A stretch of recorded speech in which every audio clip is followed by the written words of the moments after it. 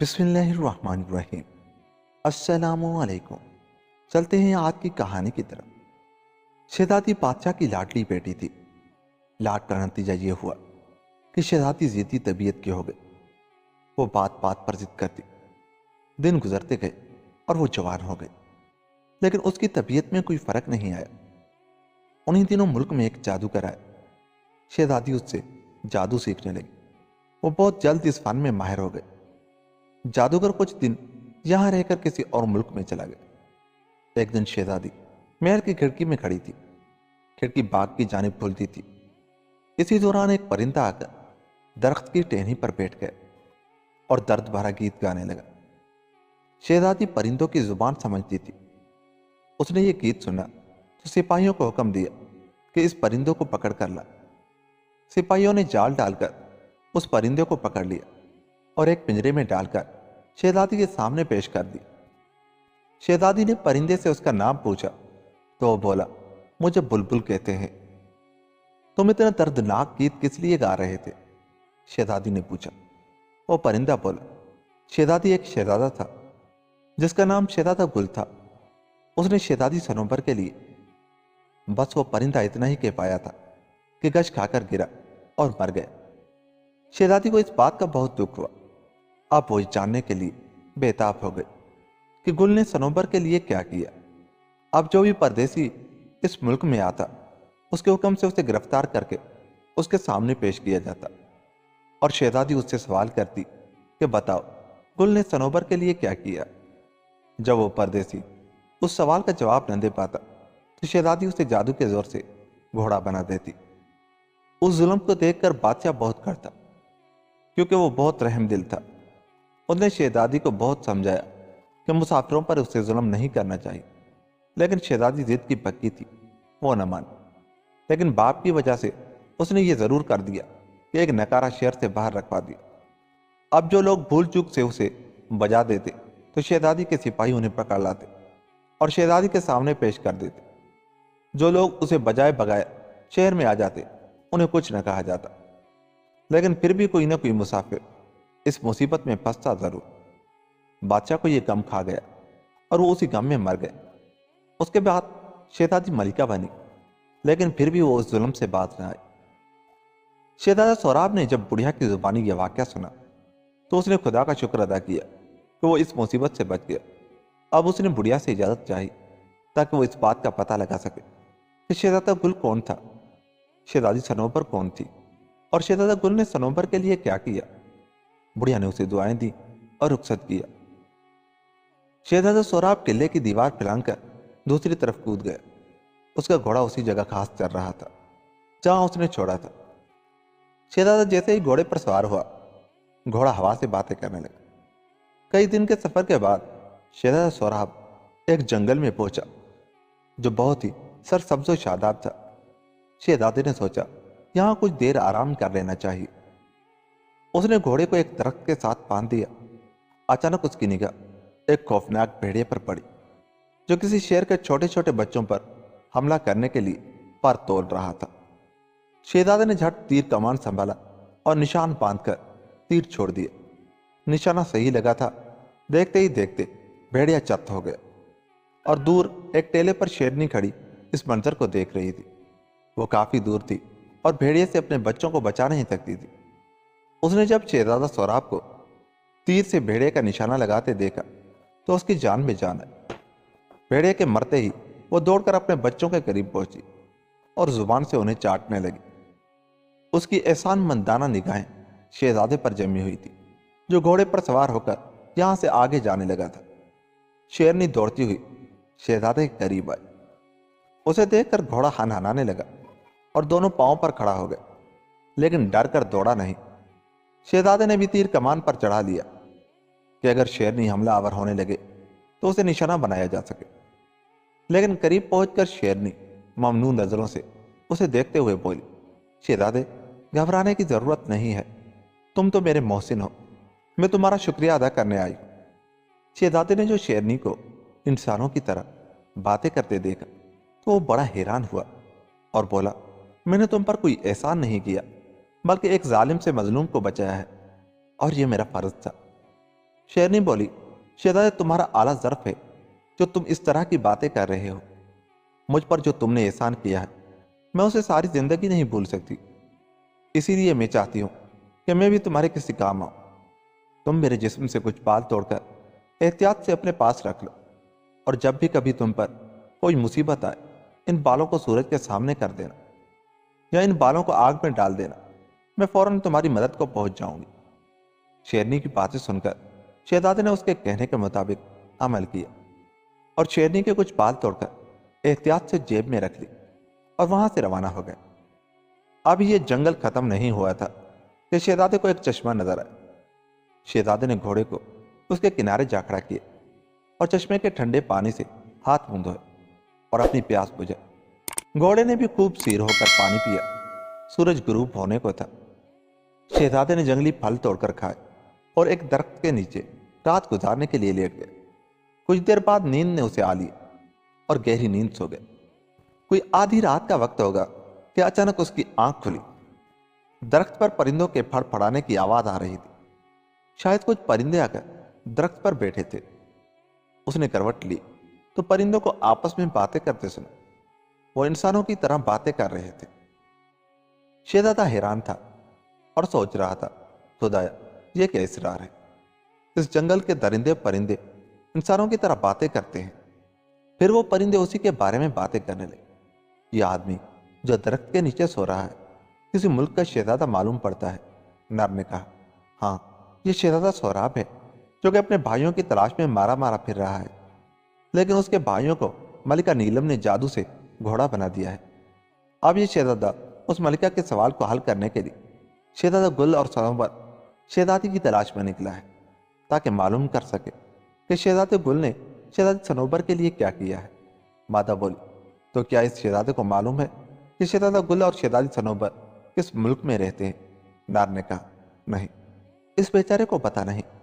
دراصل شہزادہ گل شہزادی سنوبر 7 سمندر پار ایک ہی ملک میں رہتے ہیں۔ مادہ بولی، پھر تو بیچارے کے لیے وہاں تک پہنچنا بہت مشکل ہے۔ نار نے کہا، مشکل تو ضرور ہے لیکن ناممکن نہیں۔ اگر یہ شہزادہ ہمت سے کام لے اور بحیرہ کلزم کے کنارے پہنچ کر کسی طرح ہوائی گھوڑے کو پکڑ لے جو کہ ہر مہینے کی 14 تاریخ کو سیر کرنے کے لیے سمندر سے نکلتا ہے، تو اس کے لیے 7 سمندر پار پہنچنا کوئی مشکل نہ ہوگا۔ وہ گھوڑا شہزادے کو چند گھنٹوں میں 7 سمندر پار لے جائے۔ یہ کہہ کر وہ دونوں پرندے اس درخت سے اڑ گئے۔ شہزادہ سوراب ان پرندوں کی باتیں سن کر بہت خوش ہوا۔ وہ اٹھا اور سجدہ شکر ادا کیا۔ صبح سویرے وہ گھوڑے پر سوار ہو کر بحیرہ کلزم کی طرف روانہ ہوا۔ کئی دنوں کے سفر کے بعد وہ ایک جنگل سے گزر رہا تھا کہ اچانک بہت سے جنگلیوں نے چیختے چلاتے ہوئے اسے چاروں طرف سے گھیر لیا۔ شہزادہ بہت بہادر تھا۔ انہوں نے تلوار نکالی اور جنگلیوں پر بل پڑا۔ بہتوں کو زخمی کیا، کئی ایک اس کے ہاتھ سے مارے گئے، لیکن ان کی تعداد کم نہ ہوئی۔ اگر ایک جنگلی مارا جاتا تو 2 اس کی جگہ دے دیتے۔ کئی گھنٹوں کی لڑائی کے بعد شہزادے کا جسم تھک کر چور ہو گئے اور تلوار اس کے ہاتھ سے دور جا گری۔ ان جنگلیوں نے شہزادے کو گھوڑے سے نیچے کھینچ لیا اور گھسیٹتے ہوئے اپنی بستی میں لیا اور ایک سوکھے ہوئے درخت کے ساتھ باندھ دیا۔ چونکہ شہزادے کے ہاتھوں بہت سے جنگلی مارے جا چکے تھے، اس لیے ان کا غصہ انتہا کو پہنچا ہوا تھا۔ وہ لوگ خوفناک چیخیں مارتے ہوئے شہزادے کے گرد چکر لگا رہے تھے۔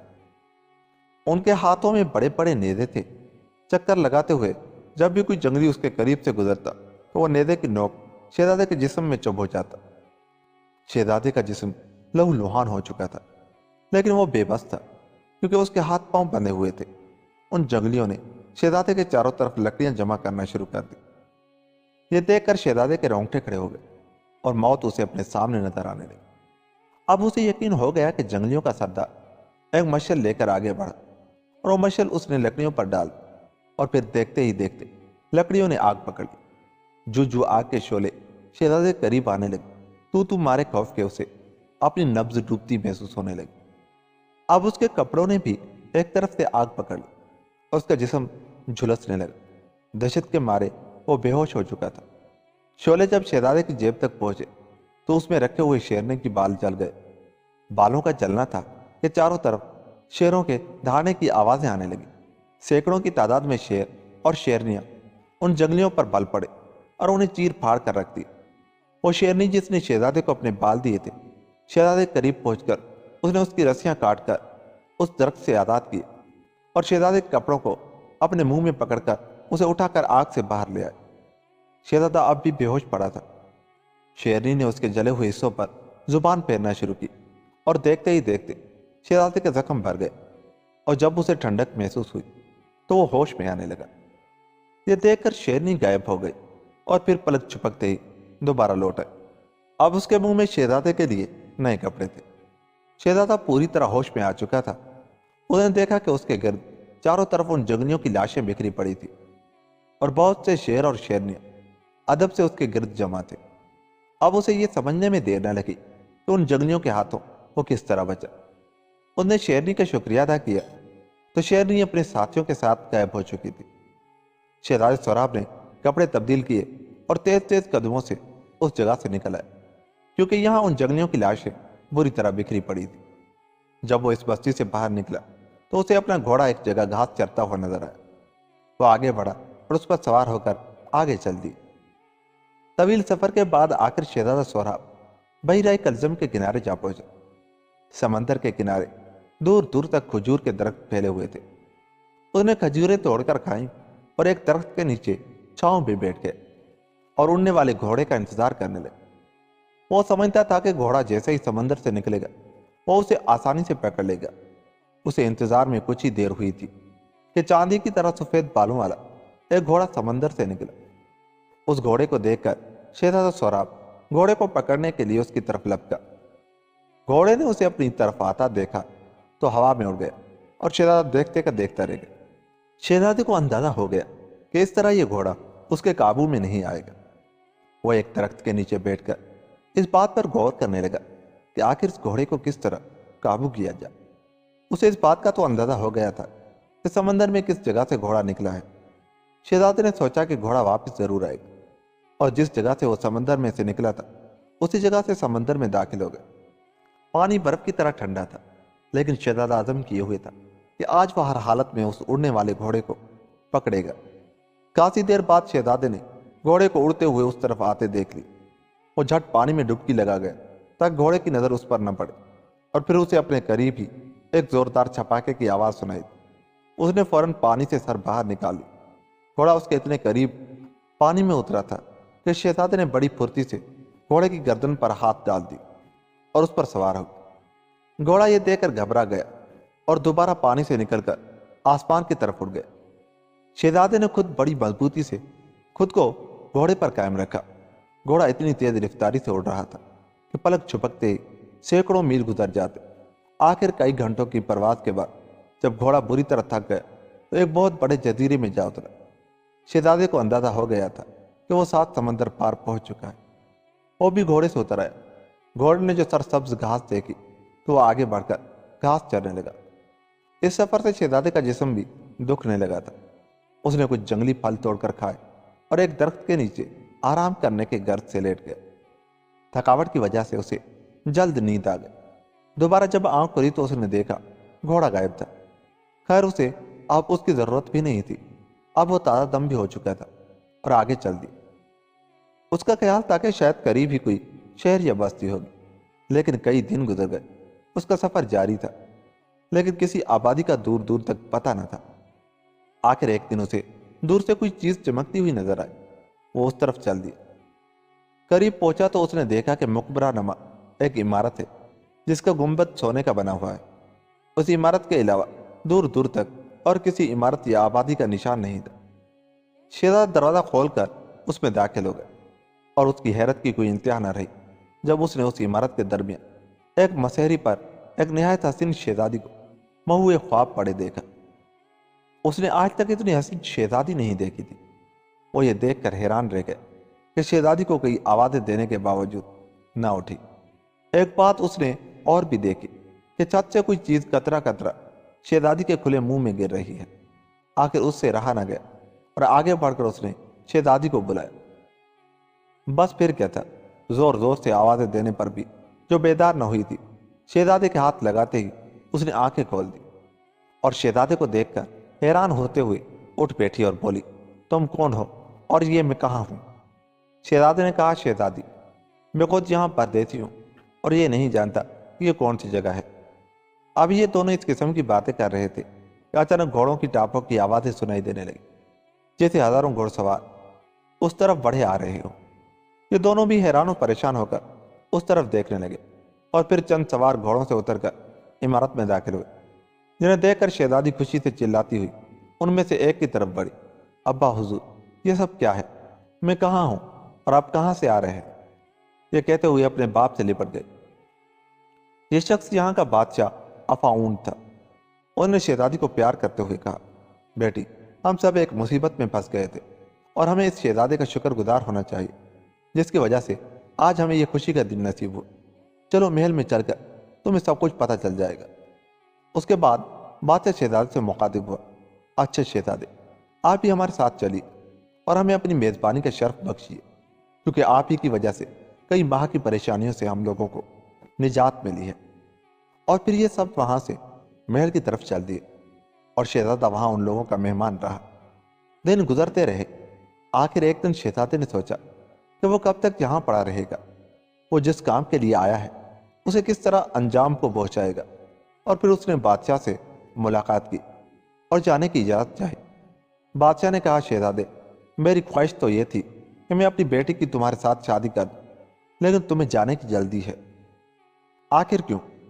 سوراب نے جواب دیا، بادشاہ سلامت، یہ جان کر مجھے خوشی ہوئی کہ آپ مجھے اپنی فرزندی میں لینا چاہتے ہیں اور شہزادی سے شادی کر کے مجھے بے انتہا خوشی بھی ہوگی، لیکن میں مجبور ہوں۔ میں اپنی خوشی کے لیے اپنے بھائیوں کو مصیبت پہ نہیں چھوڑنا چاہتا۔ بادشاہ نے پوچھا، شہزادے تمہارے بھائی کس مصیبت میں ہیں اور تم کس کام کے لیے نکلے ہو؟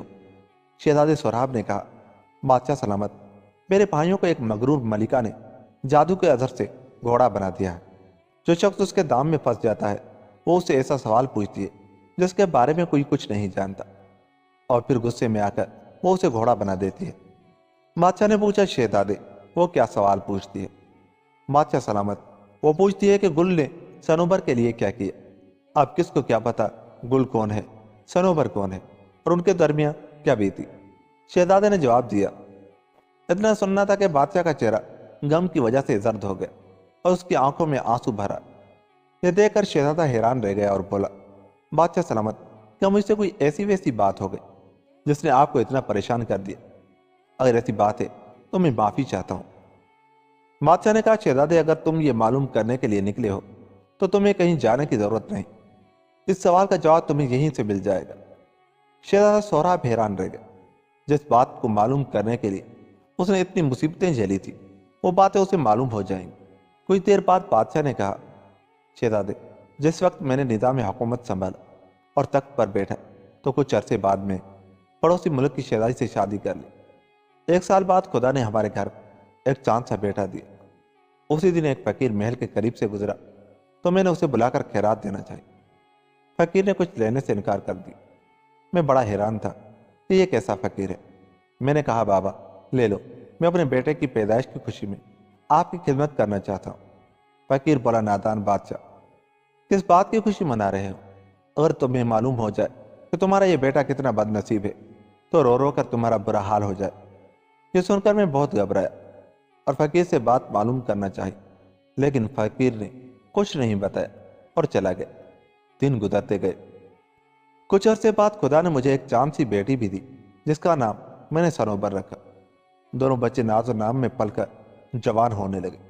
دونوں بہن بھائی کا آپس میں بہت پیار تھا۔ ایک دفعہ یہ ہوا کہ شہزادی شکار کھیلنے جنگل میں گئی اور شام کو جب لوٹی تو اس کا رنگ زرد ہو رہا تھا اور چہرے پر تھکاوٹ اور کمزوری کے آثار تھے، اور پھر وہ پلنگ پر لیٹتے ہی گہری نیند سو گئی۔ شام ہوئی، رات ہوئی، دن نکل آیا، لیکن شہزادی گہری نیند سے بیدار نہ ہوئی۔ کنیزوں نے شہزادی کو اٹھانے کی بہت جتن کیے، لیکن شہزادی نہ اٹھی۔ یہاں تک کہ مجھے اطلاع ہوئی۔ میں گھبرا گیا اور دوڑا دوڑا شہزادی کے کمرے میں گیا۔ میں نے دیکھا شہزادہ گل بہن کی اس حالت سے بڑا پریشان حال بیٹھا تھا۔ میں نے اسے تسلی دی اور حکیموں اور ویدوں کو بلایا تاکہ وہ شہزادی کو ہوش میں لانے کی تدبیریں کریں۔ بہت کوشش کی گئی لیکن شہزادی نہ اٹھی اور دن بدن شہزادی کا جسم کمزور ہونے لگا۔ اس کی اس حالت سے حکیم بھی بہت پریشان تھے۔ آخر ایک سیان حکیم نے مجھے مشورہ دیا، اگر شہزادی کے جسم میں کوئی خوراک نہ گئی تو کچھ دن بعد ہی شہزادی اللہ کو پیاری ہو جائے۔ یہ سن کر میں بہت گھبرایا اور حکیموں سے کہا کہ وہ جلد سے جلد کوئی تدبیر کرے جس سے بچی ہوش میں آ جائے۔ آخر اس سیان حکیم نے مشورہ دیا اور کہا، بادشاہ سلامت، دراصل ہم لوگوں کو ابھی تک شہزادی کی بیماری کے بارے میں یہ معلوم نہیں ہو سکا کہ شہزادی کس مرض میں مبتلا ہے۔ اگر آج رات ہمیں شہزادی کے پاس رہنے کی اجازت دی جائے تو شاید ہم مرض معلوم کر لیں۔ میں نے اس حکیم کی بات مان لی۔ سب حکیم شہزادی کے گرد سر جوڑ کر بیٹھ گئے اور ساری رات آپس میں صلاح و مشورے کرتے رہے۔ صبح جب میں ان کے پاس آیا تو حکیموں نے افسوس ظاہر کیا کہ وہ مرض کی تشخیص نہیں کر سکے، لیکن اس کے ساتھ ہی اس جانا حکیم نے کہا، بادشاہ سلامت، اس وقت شہزادی کی زندگی بہت خطرے میں ہے۔ جب تک بیماری کا پتہ نہیں چل جاتا ہمیں ایک کام کرنا ہوگا۔ میں نے پوچھا، وہ کیا؟ حکیم نے کہا، حضور، جنگلوں میں کانٹوں بھرا ایک پودا ہے اور اس پودے کو پانی کے بجائے کسی انسان کا خون دیا جائے تو اس میں سرخ رنگ کے پھول نکل آئیں گے۔ آپ بہت بڑے بادشاہ ہیں، چرندے پرندے بھی آپ کا حکم مانتے ہیں۔ آپ شہد کی مکھی کو حکم دے تو وہ ان پھولوں کا رس چوس کر ایک جگہ جمع کرے اور وہ رس قطرہ قطرہ ٹپک کر شہزادی کے منہ میں گرتا رہے۔ شہزادی کے لیے اس سے بہتر کوئی غذا نہیں ہوگی اور شہزادی اس کے ذریعے زندہ رہے گی۔ اس وقت تک خدا کوئی نہ کوئی سبب پیدا کر دے گا۔ حکیم کی بات سن کر میں سوچ میں پڑ گیا، کیونکہ میں بہت رحم دل واقع ہوا تھا اور کسی انسان کا خون حاصل کرنا میرے لیے ناممکن تھا۔ ہمارے باغ کے کونے میں کانٹوں والا پودا بھی لگا ہوا تھا۔ کئی لوگوں نے اپنا خون اس پودے کو دینے کی خواہش کا اظہار کیا، لیکن میں نہ مانا۔ اور پھر ایک دن یہ کہتے ہوئے بادشاہ کی آواز رند گئی اور آنکھوں میں آنسو بھر آئے اور بولا، صبح سپاہی میرے پاس بھاگے بھاگے آئے۔ وہ لوگ بہت گھبرائے ہوئے تھے اور ان کے منہ سے کوئی بات نہیں نکلتی تھی۔ آخر ایک سپاہی نے رکتے رکتے بتایا کہ شہزادہ گل نے اس پودے کے قریب بیٹھ کر خنجر سے ایک رگ کاٹ لی اور خون بہہ نکلا۔ صبح جب ایک سپاہی اس طرف سے گزرا تو اس نے شہزادے کو اس پودے کے پاس پڑے دیکھا۔ اس کے ایک ہاتھ میں خنجر تھا اور شہزادہ مرا پڑا تھا۔ خون پودے کو مل چکا تھا اور اس پودے میں سرخ رنگ کے پھول کھل اٹھے تھے۔ کہتے ہوئے بادشاہ رو پڑا۔ شہزادہ سوراب بادشاہ سے اس دردناک داستان کو سن کر بڑا پریشان ہوا تو اس نے بادشاہ سے اس قسم کا سوال کیوں پوچھا، لیکن اب جو ہونا تھا ہو گیا۔ اس نے بادشاہ سے افسوس کا اظہار کیا اور واپس محل میں آ گیا جہاں بادشاہ نے اسے ٹھہرایا تھا۔ اور پھر ایک دن بادشاہ نے اپنی بیٹی سنوبر کی شادی شہزادہ سوراب سے کر دی۔ شہزادہ اور شہزادی بہت خوش تھے اور ہنسی خوشی دن گزار رہے تھے کہ ایک دن شہزادہ سوراب کو اپنے بھائیوں کا خیال آیا اور وہ افسردہ ہو گیا۔ شہزادی سنوبر نے جو اسے اس حال میں دیکھا تو پوچھا، شہزادے کیا بات ہے؟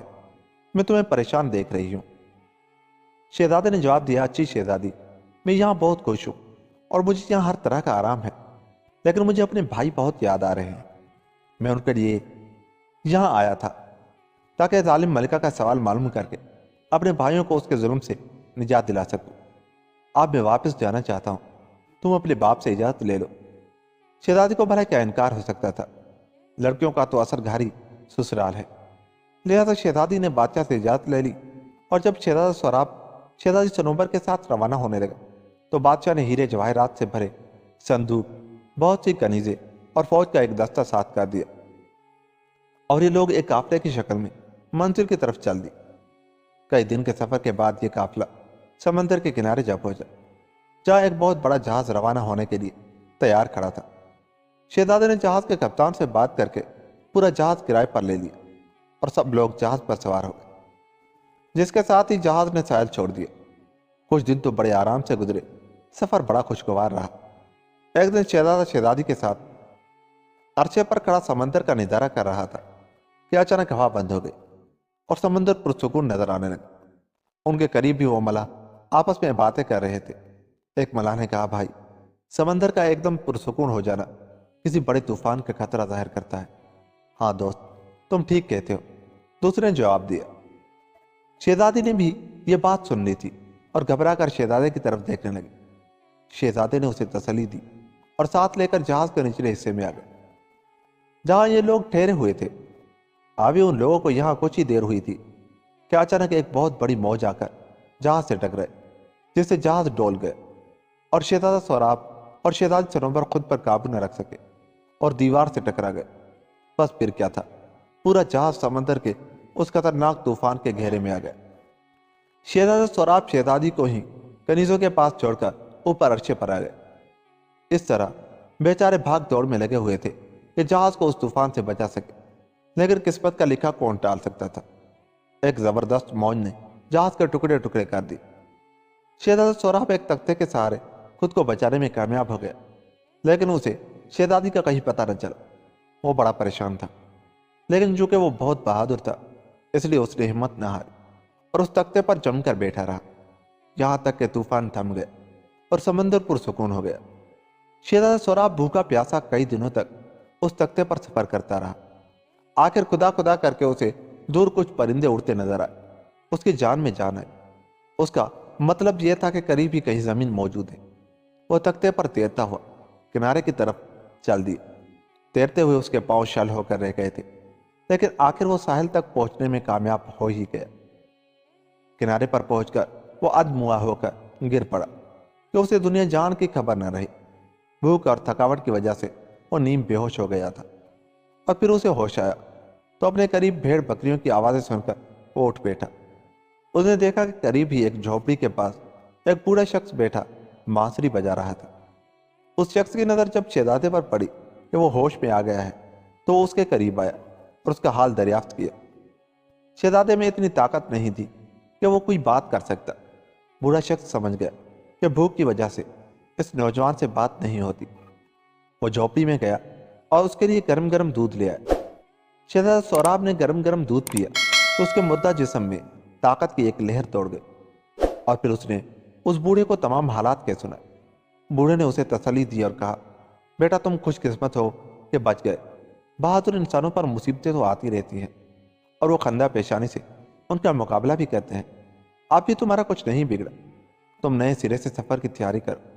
ایک نہ ایک دن اس ملکہ کے ملک پہنچ جاؤ گے، لیکن ابھی تمہیں کچھ دن میرے پاس رہنا ہوگا تاکہ تم میں طاقت آ جائے اور تم سفر کے قابل ہو سکو۔ شہزادہ سوراب نے اس شخص کا کہا مان لیا اور ٹھہر گیا۔ بوڑھا شخص اس جنگل میں اکیلا رہتا تھا۔ وہ ضرورت کی چیزیں خریدنے کے لیے جنگل سے لکڑیاں کاٹتا اور بھیڑ بکریوں کو جھوپڑی میں بند کر کے شہر چلا جاتا اور لکڑیاں بیچ کر ضرورت کی چیزیں خرید لاتا۔ اس طرح اس کا وقت گزر رہا تھا۔ شہزادہ سوراب کو یہاں مہینوں گزر گئے۔ اس نے جب بھی جانے کا ارادہ ظاہر کیا تو بوڑھے شخص نے یہ کہہ کر کے آپ بھی تم بہت کمزور ہو، شہزادے کو روک لیا۔ ایک دن جب بوڑھا شخص لکڑیاں کاٹ کر شہر لے جانے لگا تو شہزادے نے کہا، بابا یہ لکڑیاں لے کر آج میں شہر جاؤں گا۔ پہلے تو بوڑھے نے انکار کیا، لیکن پھر اس نے اسے اجازت دے دی اور شہزادہ سوراب لکڑیوں کا گٹھا اٹھا کر شہر کی طرف چل دیا۔ شہر بہت خوبصورت تھا، بڑی بڑی عمدہ عمارتیں تھیں، صاف ستھرے لوگ خرید و فروخت میں مصروف تھے۔ شہزادہ ایک بازار سے گزر رہا تھا کہ اسے کچھ شور سنائی دیا۔ پلٹ کر دیکھا تو کچھ گھوڑ سوار لوگوں کو راستے سے ہٹاتے بڑھتے چلے آ رہے تھے۔ وہ بھی لکڑیاں ایک طرف رکھ کر کھڑا ہو گیا۔ ایک شخص سے معلوم کرنے پر پتہ چلا کہ بادشاہ کی سواری آ رہی ہے۔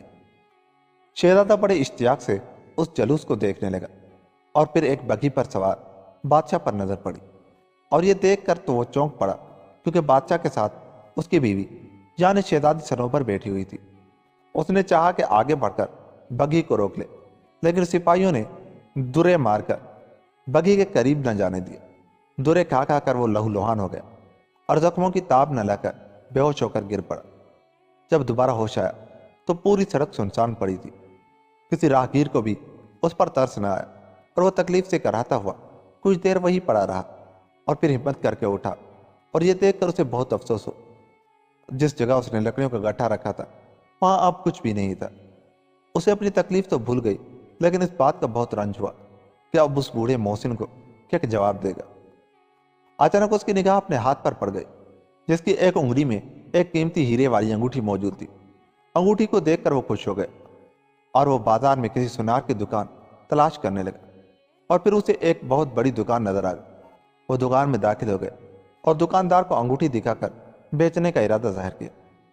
دکاندار نے جو انگوٹھی میں جڑے ہوئے ہیرے کو دیکھا تو حیران رہ گئے۔ انہوں نے ایک بھرپور نظر شہزادے پر ڈالی اور اس کی خستہ حالت دیکھ کر اسے شبہ ہوا کہ ضرور یہ کوئی چور ڈاکو ہے ورنہ اتنی قیمتی انگوٹھی اس کے پاس کہاں سے آئی؟ انہوں نے شہزادے کو وہیں بٹھایا اور خود جا کر کوتوال کو اس بات کی اطلاع کر دی۔ کوتوال نے شہزادے کو گرفتار کر کے بادشاہ کے حضور پیش کر دی۔ بادشاہ بوڑھا اور جہاں دیدہ تھا، وہ ایک ہی نظر میں پہچان گیا کہ اس خستہ حالت میں ضرور یہ کوئی شہزادہ ہے۔ اس نے شہزادے کو خوش آمدید کہا اور اپنے پاس ملازم رکھ لی۔ آرام پا کر شہزادہ اس بوڑھے شخص کو بھول گیا جس کی لکڑیاں بیچنے کے لیے وہ آیا تھا۔ اس کی اب یہی خواہش تھی کہ کسی طرح شہزادی صنوبر تک رسائی حاصل کی جائے۔ شہزادے کا خیال تھا کہ بادشاہ نے شہزادی صنوبر کو پا کر اس سے شادی کر لی ہے۔ اس بات کا اسے بہت رنج تھا۔ دوسری طرف وہ بادشاہ کے احسانوں کے بوجھ تلے دبا جا رہا تھا۔ بادشاہ اس سے بالکل اپنے بیٹوں جیسا سلوک کرتا تھا۔ ایک دن شہزادہ سوراب کو پتہ چلا کہ شہزادی صنوبر شکار کے لیے جنگل میں گئی ہے۔ وہ بھی گھوڑے پر سوار ہو کر جنگل کی طرف چل دیا۔ وہ شہزادی کی تلاش میں دور تک نکل گیا، لیکن شہزادی کہیں نظر نہ آئی۔ شہزادہ بڑا مایوس ہوا اور وہ واپس جانے کے لیے مڑا ہی تھا تو اسے اسی بوڑھے کی جھوپڑی نظر آئی۔ جھوپڑی کے باہر بھیڑ بکریاں چل رہی تھی۔ اسے اس بات کی بڑی شرمندگی ہوئی کہ وہ کس منہ سے بوڑھے شخص کے سامنے جائے۔ اس نے گھوڑے کی باگیں دوسری طرف موڑی ہی تھی کہ کسی آواز نے اسے پلٹ کر دیکھنے پر مجبور کر دیا۔ اس نے دیکھا وہی بوڑھا شخص جھوپڑی کے باہر کھڑا مسکرا رہا تھا۔ شہزادہ ندامت کے ساتھ اس کے پاس پہنچا تو بوڑھا بزرگ مسکراتا ہوا اس کے پاس آیا اور بولا، شہزادے، تم بہت خود غرض ہو جو اپنی بیوی کی تلاش میں ہمیں بھی بھول گئے، لیکن ہم تمہیں نہیں بھولے۔ ابھی کچھ دیر پہلے تمہاری بیوی بھی یہاں سے گزری تھی۔ اس نے جو حالات بتائے تھے اس سے میں نے پہچان لیا تھا کہ وہی شہزادی صنوبر ہے جو تم سے بچھڑ کر بادشاہ کے محل میں پہنچ گئی ہے۔ شہزادے نے جو یہ باتیں سنی تو اس کی آنکھوں میں آنسو بھر آئے اور وہ بولا، بابا، مجھے بہت افسوس ہے جو میں نے آپ سے بات دیانتی کی، لیکن شہزادی کو غیر شخص کے پاس دیکھ کر مجھ سے برداشت نہ ہو سکا اور میں نے بادشاہ کے پاس اس لیے ملازمت حاصل کر لی۔ شاید شہزادی سے ملاقات کی کوئی صورت نکل آئی۔ بوڑھے شخص نے کہا، شہزادے، تمہیں غلط فہمی ہوئی ہے۔ بادشاہ کے یہاں کوئی اولاد نہیں ہے اور اس نے شہزادی کو اپنی بیٹی بنا لیا ہے اور وہ تم سے شہزادی کی شادی کرنا چاہتا تھا۔ چونکہ شہزادی کو اس بات کا علم نہیں، وہ شخص تم ہی ہو جس سے بادشاہ اسے بیاہنا چاہتا ہے، اس لیے وہ پریشان ہے۔ آج وہ شکار کھیلنے نکلی تھی تاکہ دل بہل جائے، اور پھر اس کی مجھ سے ملاقات ہو گئی اور اس نے اپنا سب دکھ مجھے کہہ سنایا۔ اب تم سے مل کر پتہ چلا کہ تم ہی بادشاہ کے پاس ملازم ہو، لہٰذا میں تمہیں مشورہ دوں گا کہ تم جا کر فوراً بادشاہ سے ملو اور سارا واقعہ اس کے گوش گزار کر دو۔ اس طرح دوبارہ شادی کا چکر بھی ختم ہو جائے گا اور تمہیں شہزادی مل جائے گی۔ شہزادے نے اس شخص کا بہت شکریہ ادا کیا کہ اس کی وجہ سے وہ شہزادی سے دوبارہ مل رہا ہے۔ شہزادہ واپس آیا اور بادشاہ سے ملاقات کی اور ساری داستان کہہ سنائی۔ بادشاہ کو یہ جان کر بہت خوشی ہوئی کہ شہزادہ سوراب شہزادی صنوبر کا خاوند ہے، اور پھر اس نے ان دونوں کو ملا دیا۔ شہزادی نے جو اپنے سامنے شہزادی سوراب کو دیکھا تو خوشی کے مارے اس کی آنکھوں سے آنسو بہنے نکلے، اور پھر وہ دونوں بادشاہ سے اجازت لے کر جہاز پر ظالم ملکہ کے دیس روانہ ہو گئے۔ شہزادہ سوراب شہزادی صنوبر کے ساتھ بادبانی جہاز پر اپنی منزل کی طرف چل دی۔ وہ بہت خوش تھا کہ اپنے بھائیوں کو ظالم ملکہ کے ظلم سے نجات دلا سکے گا۔ ٹھنڈی ٹھنڈی ہوا کے دوش پر جہاز بلکورے کھاتا ہوا چلا جا رہا تھا، اور شہزادہ شہزادی کے ساتھ ڈیک پر کھڑا سمندر کے نظارے سے لطف اندوز ہو رہا تھا۔ شہزادی صنوبر نے کہا، شہزادے، جب آپ مجھے اپنے باپ کے سامنے لے کر جائیں گے تو وہ مجھے دیکھ کر حیران تو ہوں گے، ہاں، اور خوش بھی۔ شہزادے نے کہا، جب آپ کے بھائی آپ کے ساتھ ان کے حضور پہنچیں گے تو وہ کہیں یہ نہ کہیں کہ بڑے بھائیوں کی تو ابھی شادی نہیں ہوئی اور آپ چھوٹے ہوتے ہوئے بھی شادی رچا بیٹھے ہیں۔ شہزادی نے کہا، نہیں شہزادی، ایسا نہیں ہوگا، بلکہ وہ اس بات پر بہت خوش ہوں گے کہ میری وجہ سے بھائیوں کو ظلم سے نجات ملی اور تم جیسی حسین اور ذہین شہزادی میری بیوی بنی۔ ابھی یہ دونوں باتوں میں مشغول تھے کہ اچانک مغرب کی طرف سے زرد رنگ کا طوفان اٹھا اور دیکھتے ہی دیکھتے سمندر میں زبردست ہلچل پیدا ہونے لگی۔ شہزادے نے شہزادی صنوبر کو جہاز کے نچلے حصے میں پہنچا دیا، اور جس وقت وہ اوپر آیا طوفان سے قیامت برپا ہو چکی تھی۔ بادبان پھٹ چکے تھے، ملاحوں کا اتنا موقع ہی نہ ملا تھا کہ وہ انہیں اتارتے۔ بڑے بڑے ستون گر گئے تھے۔ سمندر کی لہریں جہاز کو تنکے کی مانند اٹھا کر ادھر سے ادھر پھینک رہی تھی۔ شہزادہ پریشان ہو گئے۔ انہوں نے زندگی میں کبھی اتنا زبردست طوفان نہیں دیکھا تھا۔ اسے اپنی فکر تو نہیں تھی، شہزادی صنوبر کا خیال تھا وہ اس طوفان سے گھبرا رہی ہوگی، اور پھر جہاز ایک زبردست دھماکے کے ساتھ ایک چٹان سے ٹکرا گئے اور اس میں پانی بھرنے لگے۔ شہزادے نے جو دیکھا تو اس کی پریشانی میں اضافہ ہو گیا اور سوچنے لگا سمندر کا سفر ہمیں راس نہیں۔ وہ تیزی سے جہاز کے نچلے حصے کی طرف بھاگا اور جس وقت وہ شہزادی صنوبر کے کیبن میں پہنچا تو یہ دیکھ کر وہ حیران رہ گیا، کیونکہ شہزادی وہاں اکیلی نہیں تھی۔ ایک سنہرے بالوں والی بڑھیا شہزادی سے باتیں کر رہی تھی۔ اس وقت یہ موقع نہیں تھا کہ بڑھیا سے پوچھا جاتا کہ وہ کون ہے اور اچانک کہاں سے نمودار ہو گئی ہے۔ وہ شہزادی سے مخاطب ہوا، صنوبر جلدی کرو، اوپر چلیں اور کسی کشتی میں بیٹھ کر اس خوفناک طوفان سے بچنے کی کوشش کریں۔ جہاز میں پانی بھر رہا ہے اور کچھ دیر بعد ہی جہاز ڈوب جائے گا۔ اس سے پہلے کہ شہزادی کوئی جواب دیتی وہ بڑھیا بول اٹھی، شہزادے نہ گھبرا، جہاز کبھی نہیں ڈوبے گا۔ لیکن بڑی بھی میں نے اپنی آنکھوں سے پانی جہاز میں داخل ہوتے ہوئے دیکھا ہے۔ شہزادے نے غصے میں کہا، نہیں شہزادے، نہ ہی سمندر میں طوفان آیا ہے اور نہ ہی تمہارے جہاز کو کوئی خطرہ ہے۔ یہ جو کچھ دیکھ رہے ہو، محسوس کر رہے ہو، یہ سب نظر کا دھوکہ اور فریب ہے۔ دراصل شہزادی صنوبر اور تم جب جہاز پر کھڑے سمندر کے نظارے سے دل بہلا رہے تھے، میرے بھائی نے شہزادی کو دیکھ لیا تھا۔ تم میرے بھائی کو نہیں جانتے، وہ سمندر کا راجا ہے، یہ سارا کچھ اسی کا کیا دھرا ہے۔ وہ شہزادی صنوبر کو دیکھ کر اس سے شادی کرنے کے لیے بےتاب ہو گیا تھا۔ اس کا خیال تھا کہ تم خوفناک طوفان کو دیکھ کر گھبرا جاؤ گے اور وہ تمہیں سمندر میں دھکیل دے گا، لیکن تمہیں اپنی جان کی فکر نہ تھی۔ تم شہزادی کے لیے فکر مند تھے، اور اس سے پہلے کہ میرا بھائی کوئی ایسی ویسی حرکت کرتا مجھے جادو کے زور سے اس بات کا پتہ چل گیا، اور یہ بھی معلوم ہو گیا کہ جس لڑکی کو دیکھ کر میرا بھائی بے چین ہو گیا تھا وہ شادی شدہ ہے اور اس کا شوہر جہاز پر موجود ہے۔ لہذا میں تم لوگوں کی مدد کو یہاں پہنچ گئے۔ میرے بھائی کو جب یہ پتہ چلا کہ میں یہاں آ گئی ہوں تو وہ شرم کا مارا یہاں سے بھاگ گیا ہے۔ شہزادے نے محسوس کیا کہ واقعی جہاز کی ہلچل بند ہو چکی ہے اور بھیانک شور بھی ختم ہو گیا، تو اس نے سنہرے بالوں والی بڑھیا کا شکریہ ادا کیا۔ بڑھیا بولی، نیک دل اور بہادر شہزادے، کیا تم مجھے اپنی میزبانی کا شرف نہ بخشو گے؟ آؤ کچھ دن تم دونوں میرے محل میں ٹھہرو۔ اے نیک دل عورت، مجھے جلد ہی ایک ملک پہنچنا ہے جہاں کی ملکہ نے میرے بھائیوں کو جادو سے گھوڑا بنا دیا ہے۔ میں چاہتا ہوں اپنے بھائیوں کو اس مصیبت سے نجات دلواؤں۔ میں وعدہ کرتا ہوں کہ جلد ہی تمہارے پاس آؤں گا اور کچھ دن تمہارا مہمان بنوں گا۔ اچھا شہزادے، تمہاری مرضی، لیکن اپنا وعدہ نہ بھولنا۔ میں تمہارا اور شہزادی کا انتظار کروں گی۔ یہ کہہ کر وہ عورت اچانک غائب ہو گئی۔ شہزادی نے ایک لمبا سانس لیا اور بولی، خدا کا لاکھ لاکھ شکر ہے کہ خطرہ ٹل گیا، نہیں تو میں سمجھ رہی تھی کہ یہ طوفان کہیں ہمیں پھر ایک دوسرے سے جدا نہ کر دے۔ کئی دن کے سفر کے بعد جہاز ایک بندرگاہ پر لنگر انداز ہوا۔ شہزادہ اور شہزادی یہیں اتر گئے اور اپنے لیے دو تیز رفتار گھوڑے خرید کر نئے سفر پر چل پڑے۔ یہ سفر بھی بڑا خطرناک تھا، کیونکہ شہزادہ اس جنگل سے گزرتے ہوئے بڑی مشکلات سے دوچار ہوا تھا، لیکن اسے ایک بات کی تسلی تھی کہ اگر اس پر کوئی مصیبت پڑی تو وہ اپنی مدد کے لیے شیرنی کو بلائے گا۔ اس کے دیے ہوئے بال اب بھی اس کے پاس موجود تھے، لیکن ابھی تک شہزادہ ہر مشکل اور پریشانی سے محفوظ رہا۔ وہ خوش تھا کہ اس بار کسی پریشانی کا سامنا نہیں ہوا، لیکن یہ اس کی خوش فہمی تھی۔ ایک دن جب وہ چلتے چلتے تھک کر چور ہو رہے تھے اور رات بھی ہو چکی تھی، یہ لوگ ایک گھنے درخت کے نیچے آرام کے غرض سے ٹھہر گئے۔ تھکاوٹ کے بعد جب ان کے جسموں کو آرام ملا تو نیند نے آ لیا اور دونوں کی آنکھ لگ گئی۔ آدھی رات کا وقت ہوگا کہ درخت پر دو پرندے آ کر بیٹھے۔ انہوں نے جب شہزادے اور شہزادی کو مہوئے خواب دیکھا تو مادہ بولی، یہ دونوں اس جگہ کتنے بے خبر سو رہے ہیں۔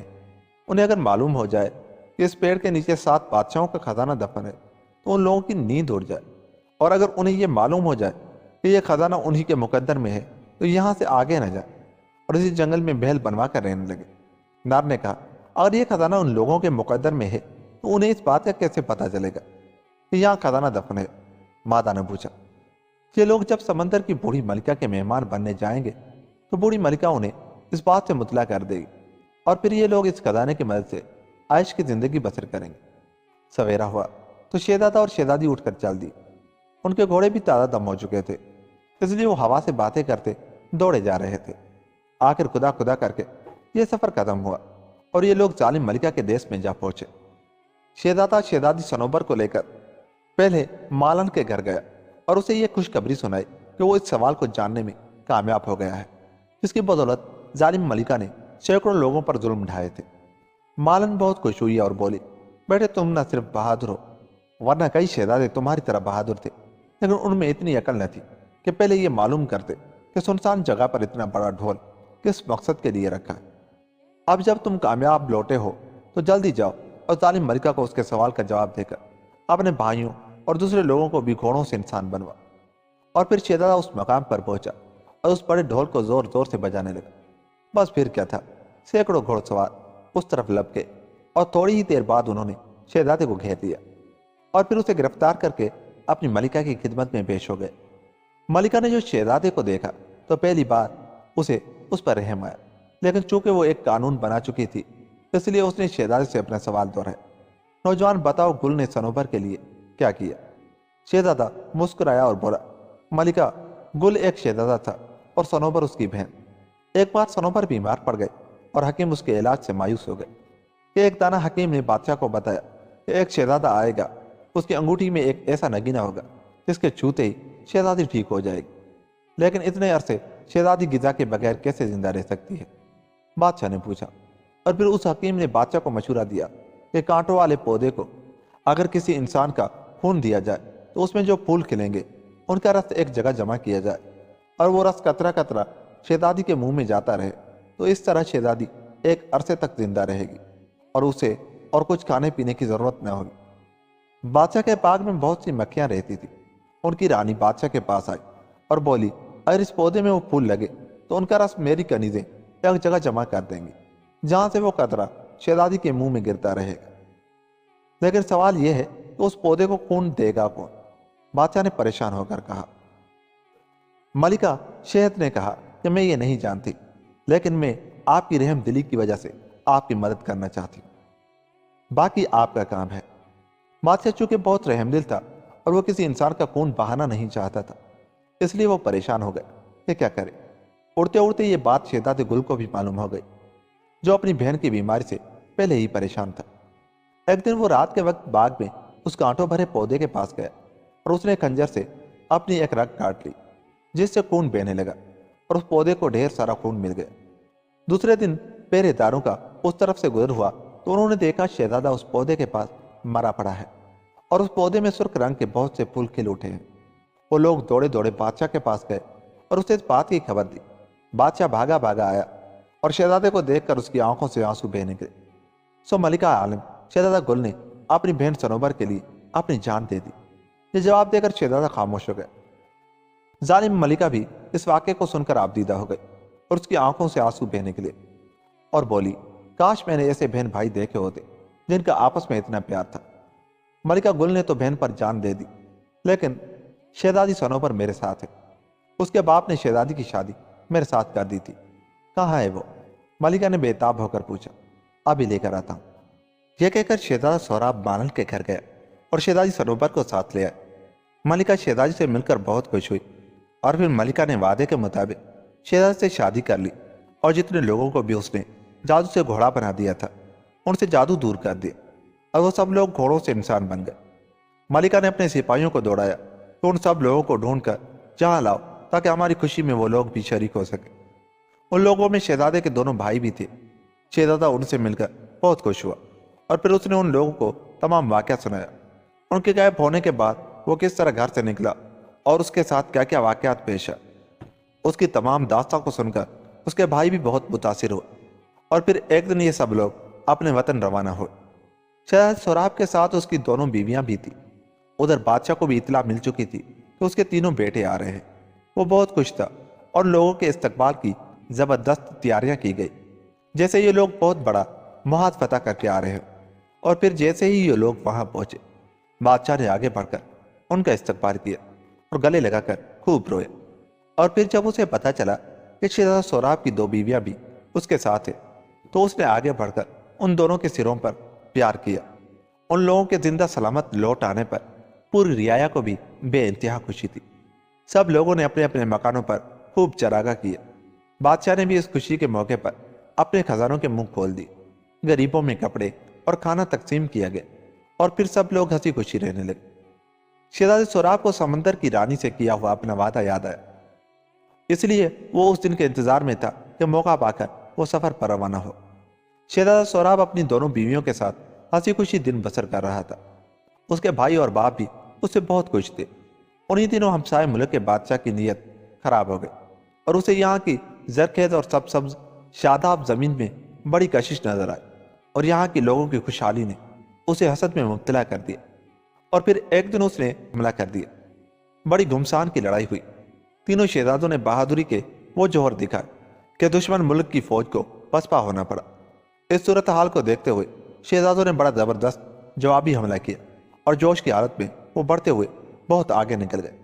انہیں اس بات کا احساس نہ ہوا کہ وہ لوگ دشمن کی چال میں آ گئے ہیں۔ انہیں اس وقت پتہ چلا جب دشمن نے انہیں چاروں طرف سے گھیرے میں لے لیا۔ شہزادوں نے بڑی بے جگری سے مقابلہ کیا، لیکن پاسا پلٹ چکا تھا، اور دشمن ملک کے سپاہی ان کے سپاہیوں کو چن چن کر مار رہے تھے۔ اس لڑائی میں دونوں بڑے شہزادے تو گرفتار ہو گئے، لیکن شہزادہ سوراب بھاگ نکلنے میں کامیاب ہو گئے، لیکن دشمن ملک کے سپاہی اس کے پیچھے لگے ہوئے تھے۔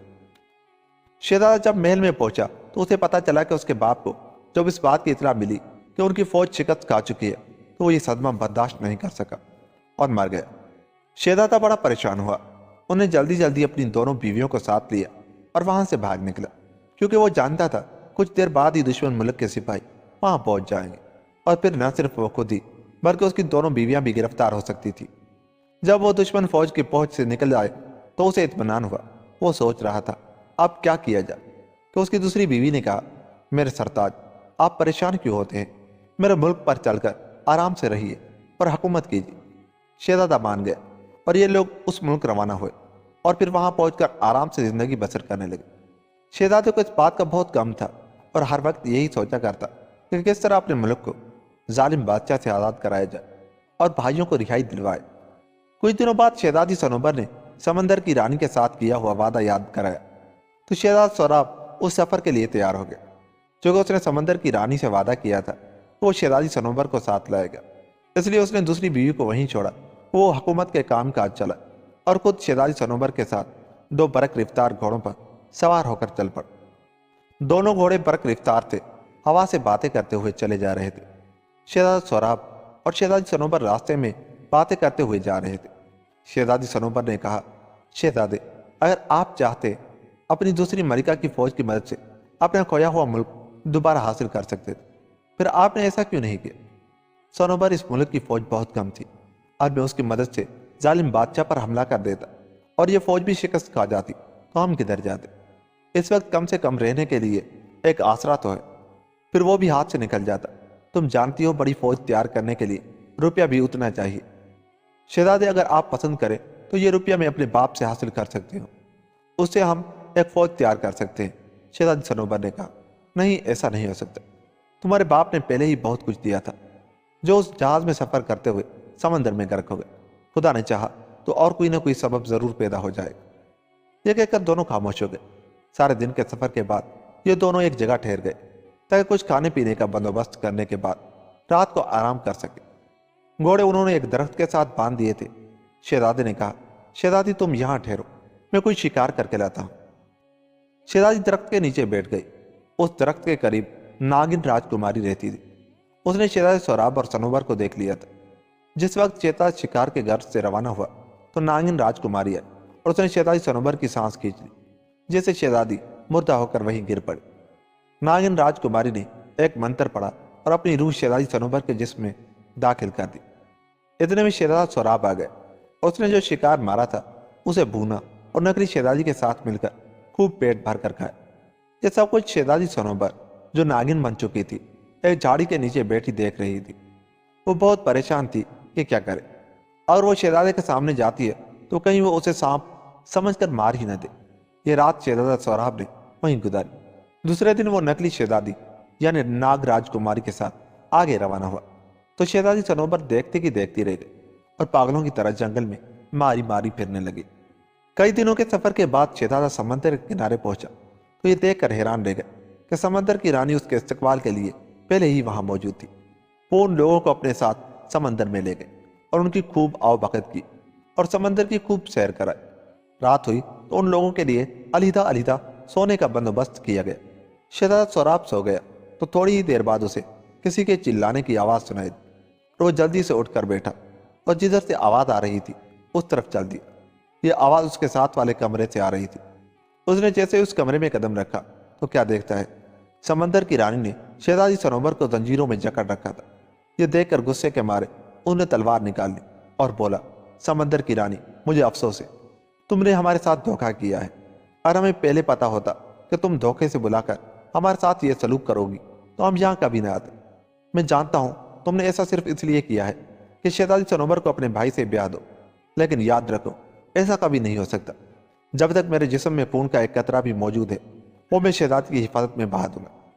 سمندر کی رانی مسکرائی اور بولی، شہزادے، دھوکہ میں نے نہیں، اس ناگن نے تمہیں دیا ہے جسے تم شہزادی صنوبر سمجھ بیٹھے ہو، اور میں اپنے بھائی کے لیے شہزادی کو چاہتی تو اس بار تمہیں اپنے بھائی کے چنگل سے کیوں بچاتی؟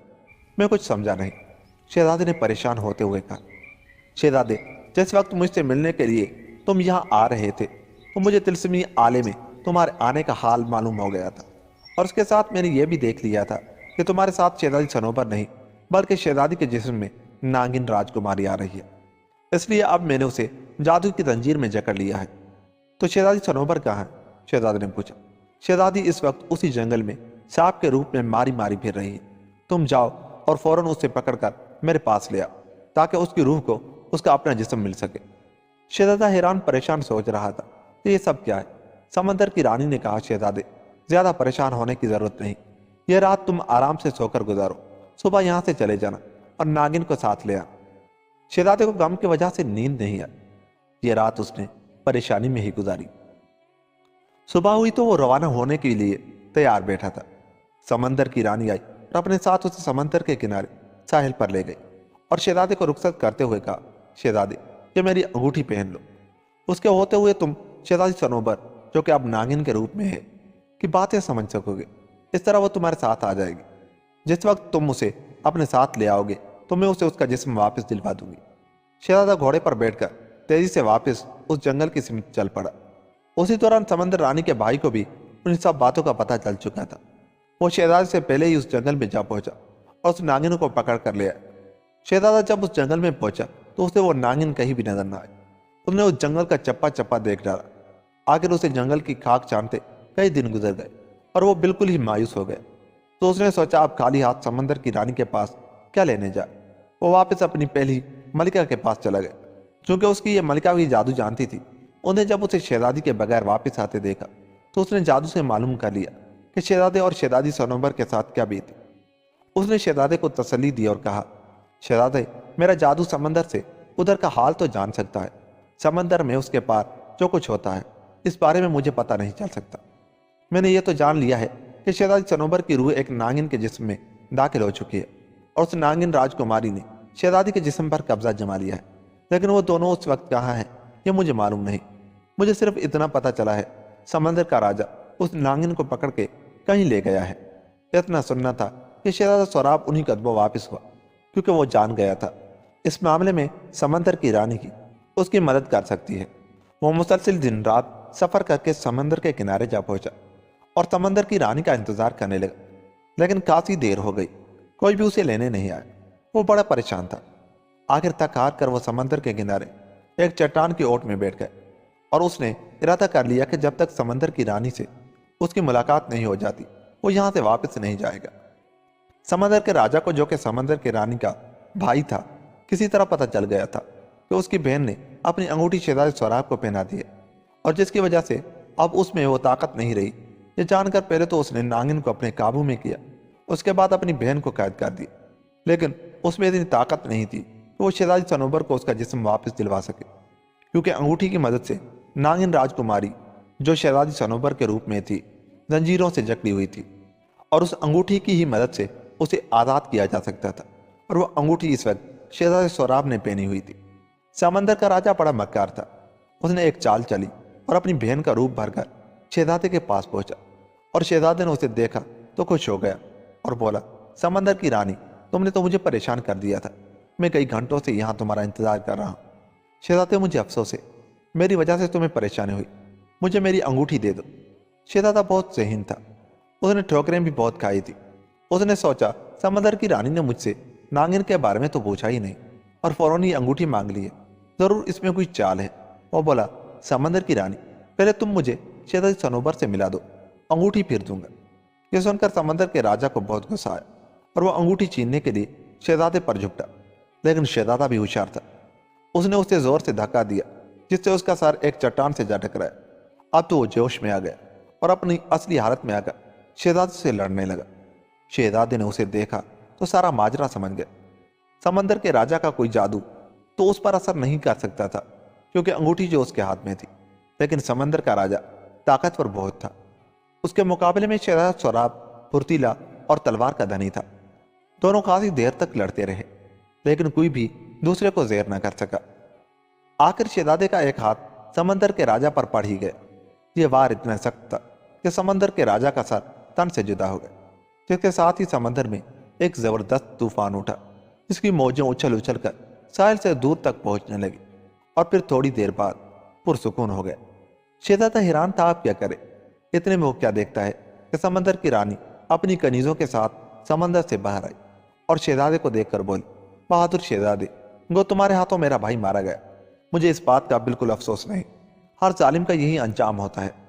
میں نے کئی بار اسے سمجھایا کہ ظلم سے باز آ جائے، لیکن میری باتوں کا اس پر کوئی اثر نہیں ہوا اور آج اپنے انجام کو پہنچا۔ شہزادے میرے ساتھ آؤ، میں تمہیں تمہاری شہزادی سے ملاؤں۔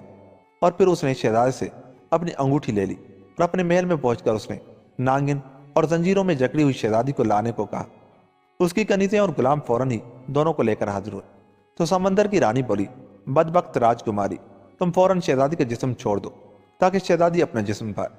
پہلے تو راجکماری نے سمندر کی رانی کا حکم ماننے سے انکار کر دیا، لیکن پھر جب اس نے دیکھا کہ سمندر کی رانی اپنی طاقت سے اسے مغلوب کر لے گی تو مجبوراً اس نے اس کا حکم مانا اور شہزادی صنوبر کا جسم چھوڑ دیا، جس کے ساتھ ہی ناگن سے شہزادی صنوبر نے دوبارہ اپنا جسم حاصل کر لی۔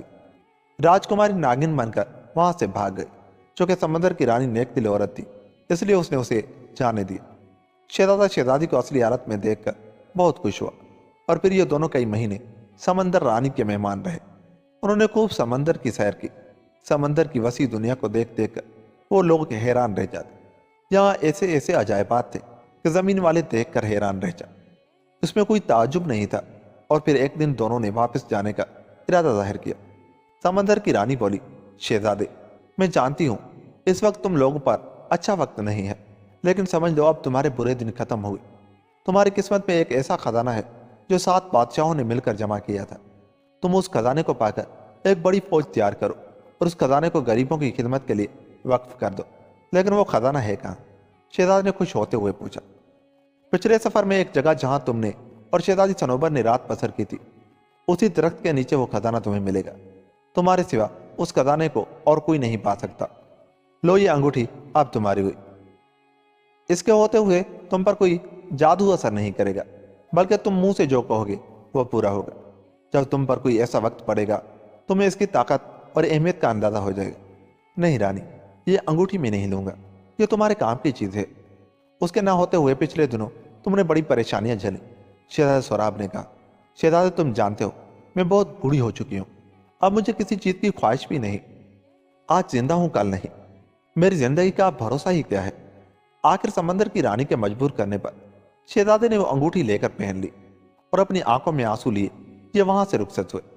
شہزادے کو وہ جگہ یاد تھی، لیکن اتنے بڑے جنگل میں اس درخت کو ڈھونڈنا خاصا محنت طلب تھا۔ آخر خدا خدا کر کے وہ درخت انہیں نظر آ گیا، لیکن یہ لوگ اتنے تھک چکے تھے کہ لیٹتے ہی سو گئے۔ اس بار بھی پرندوں کا وہی جوڑا اس درخت پر آ کر بیٹھا۔ مادہ بولی، دیکھو یہ دونوں پھر یہیں آ کر سوئے ہیں، لیکن افسوس ان لوگوں کو خبر نہیں کہ اس درخت کے نیچے 7 بادشاہوں کا خزانہ دفن ہے۔ نر نے جواب دیا، نہیں یہ بات نہیں، ان لوگوں کو سمندر کی رانی نے بتا دیا ہے اور یہ لوگ اسی لیے یہاں آئے ہیں۔ اتنے میں شہزادے کی آنکھ بھی کھل گئی، چونکہ اس نے سمندر کی رانی کی انگوٹھی پہنی ہوئی تھی، اس لیے وہ ان کی باتیں سمجھنے لگا۔ تو پھر یہ لوگ خزانہ نکال کیوں نہیں لیتے؟ بے خبر کیوں سو رہے ہیں؟ مادہ نے کہا۔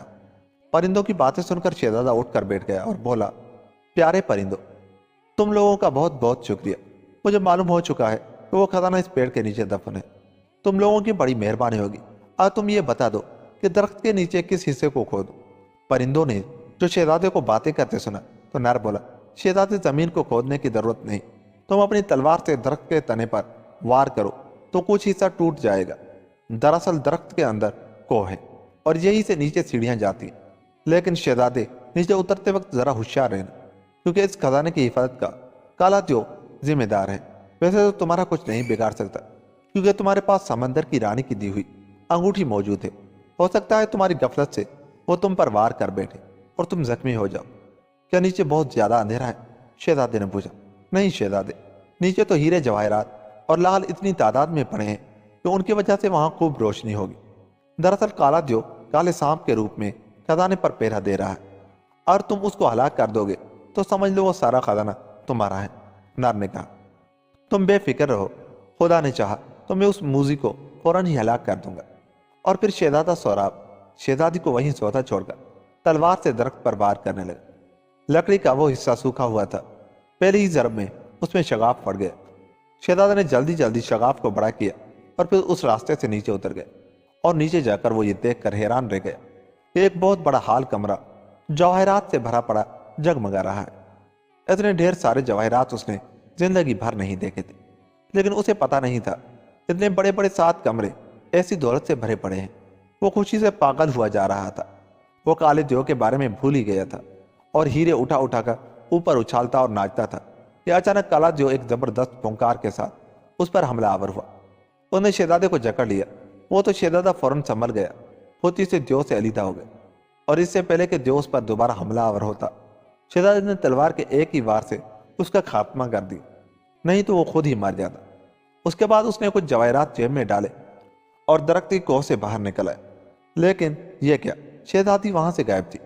پرندے بھی اڑ کر کہیں جا چکے تھے، اور گھوڑے جو درخت کے ساتھ بندھے تھے وہ بھی غائب تھے۔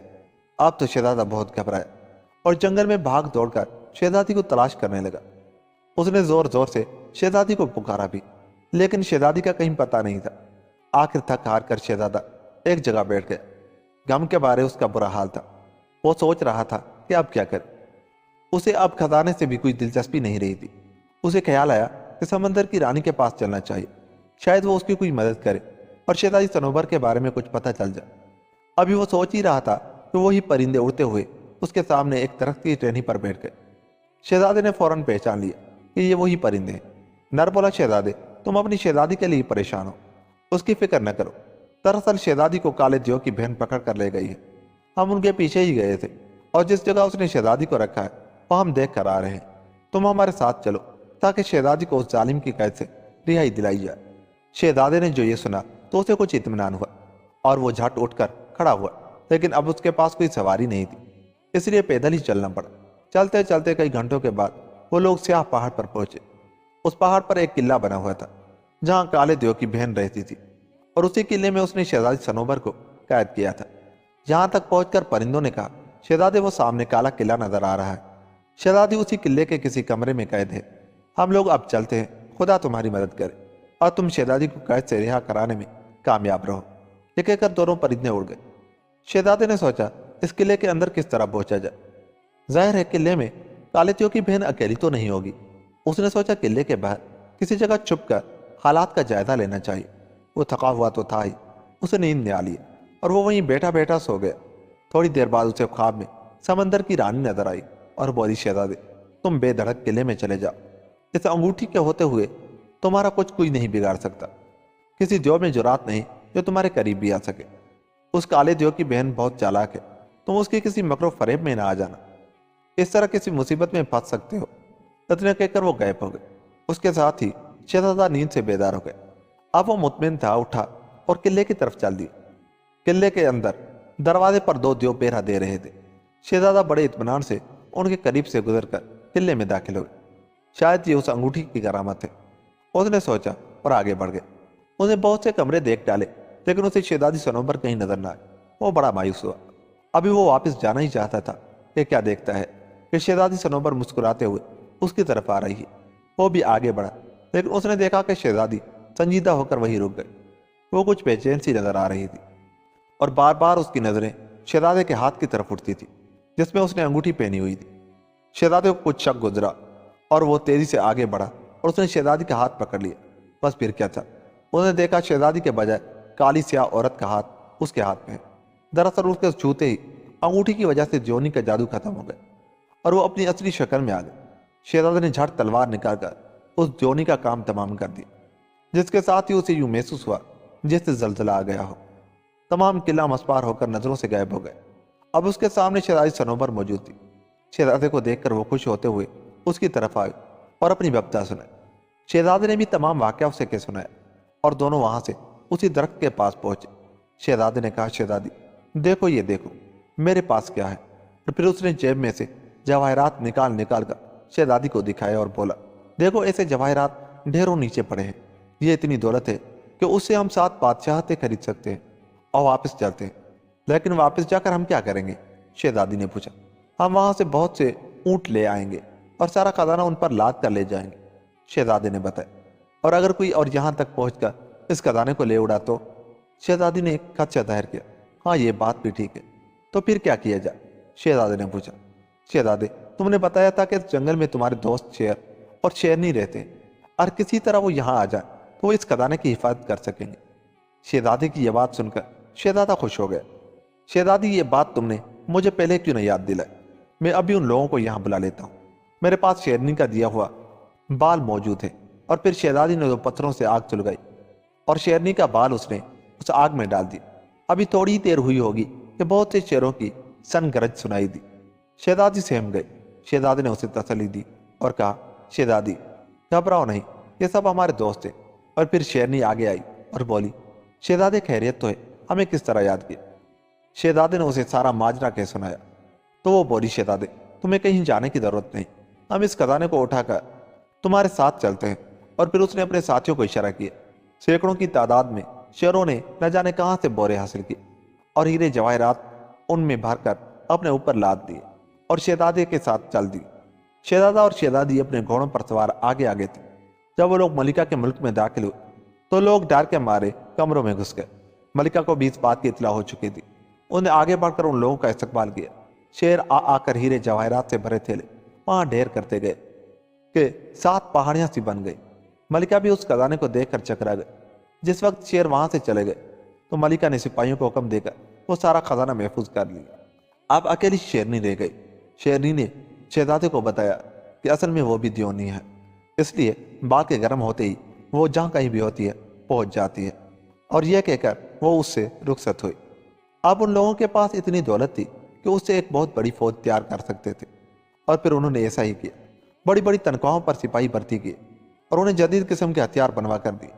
उन लोगों की तरबियत पर माहिर उस्ताद रखे, यहाँ तक कि चंद माह में एक बहुत ही ताकतवर फौज तैयार हो गई। अब शहजादे ने एक कासिद के हाथ जालिम बादशाह को पैगाम भिजवा दिया कि वो बगैर लड़े उनका मुल्क छोड़कर अपने इलाके में चला जाए। इंसानों का खून बहाना अच्छी बात नहीं, लेकिन बादशाह उसका पैगाम सुनकर आग बगोला हो गए। इतने बड़े इलाके का हाकिम होने की वजह से वो बहुत मगरूर हो चुका था।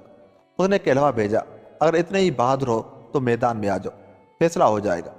आखिर मजबूर होकर शहजादे ने अपनी फौज साथ ली और उस तरफ बढ़ा। इस बात की इतला जालिम बादशाह को हुई कि शहजादा एक जबरदस्त लश्कर लेकर आ रहा है। पहले तो वो घबराया, फिर उसने भी बड़े जोरों शोर से तैयारियां शुरू की। इससे पहले कि शहजादा वहां पहुंचता वो भी अपनी फौज के साथ मैदान में जा उतरा। बड़े जोर की लड़ाई हुई। दोनों तरफ की फौजें जी जान से लड़ी, लेकिन आखिर जालिम बादशाह को शिकस्त हुई और वो मैदान से भाग निकला। लेकिन चंद सिपाहियों के हत्थे चढ़ गए और उन्होंने उसे हलाक कर दिया। इस तरह जुल्म का हमेशा के लिए खात्मा हो गया। शहजादे के हाथ जालिम बादशाह का मुल्क भी लगा और उसने अपने भाइयों को कैद से रिहाई दिलाई। तीनों भाई मिलकर बहुत खुश हुए। उन्हें इस बात का बहुत दुख था कि उनका बाप उनमें मौजूद न था। शहजादे ने यह किया कि जालिम बादशाह की हुकूमत अपने बड़े भाई को दे दी और अपनी मलिका की हुकूमत मंझले भाई को, और खुद अपनी दोनों शहजादियों के साथ उस मुल्क पर हुकूमत करने लगा। उसके भाई भी खुश और वो भी खुश। इस तरह ये कहानी अंजाम को पहुंची। दोस्तों, अगर आपको हमारी ये कहानी अच्छी लगी तो जाते हुए हमारे चैनल को सब्सक्राइब कर लें और हमारी वीडियोस को लाइक और शेयर जरूर करें। मिलते हैं किसी ऐसी ही कहानी के साथ। तब तक अपना बहुत सा ख्याल रखिएगा। अल्लाह ने के बाद।